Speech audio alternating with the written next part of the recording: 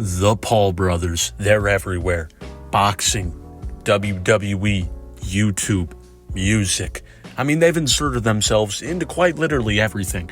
As a Jake Paul, Logan Paul enthusiast, I need more Paul Bros content in my life. And luckily, Santa Claus gave a late present. Paul American, a Jake Paul and Logan Paul reality show. This looks like peak cinema. Oh yeah, look at these guys. Why is there a giraffe? Ratings and numbers wise, I think the show's gonna fucking tank, to be honest with you. Who the fuck is watching this shit? We just met Logan and Jake Paul's dad, Greg Paul. And he seems like a really chill and humble guy. I mean, I didn't expect it. Cancel culture can suck my ass all day long. Go fuck yourself. For all the women out there that say, oh, you're toxic, kiss my toxic ass. Look, he's from Ohio. I'm from Ohio. I recognize it. This is how most middle-aged men from Ohio are like. It's just a fact. Most of this first episode covers their meteoric rise to YouTube fame, but what it really goes into detail on is Jake and Logan Paul's public YouTube beef. Yes, it's a serious documentary about the Logan Paul, Jake Paul beef. I just don't feel like this is something I would see in an actual HBO documentary. My ego fucking flared up. And then there's Pam, the mother, who seems like she's proud of the Paul's YouTube success, and I love that, but she also has no control over their public YouTube beef, and she wants it to stop. At least she says she has no control, but like, you are their mother. Put them in the timeout corner. The Paul brothers talk about how boxing and wrestling got them out of that headspace of YouTube public beef. But then they get right back into the drama because they're two people who crave attention and one has to get more attention than the other. That's genuinely what they're fighting about pretty much. Why Logan treats me this way, it's sociopathic level lack of empathy for his younger brother, and he's constantly trying to tear me down. Jake is a tough guy, but he's also sensitive, and I'm an asshole. It's not a good combo.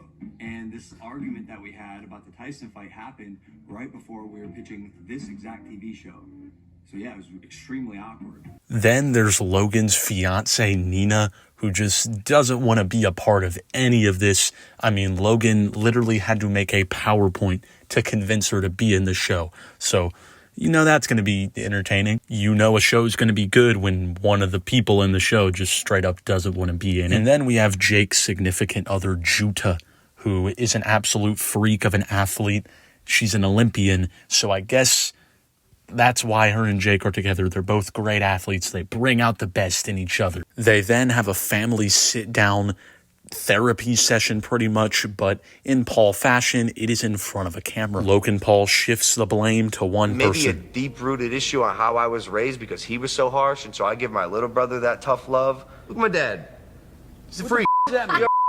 So while Greg Paul seems a little hard-headed, he's also a little bit of a poet. I mean, he has some wisdom in him. Dudes don't fuck other dudes' girls. Like, if you're a dude, you're a bro, you stay away from that tail. There's plenty of tail out there. You don't need to rail the tail that your other buddy was railing. Do not rail the tail, bro. It's just guy code, right? You gotta be in the know, bro. If you're a bro.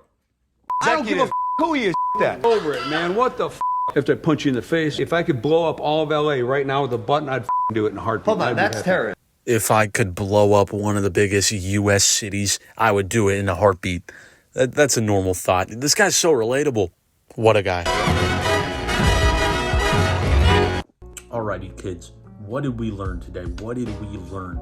First thing I learned is that the Paul brothers will do anything to humiliate the other Paul brothers as long as they get enough clicks and attention, which I guess I can respect the hustle.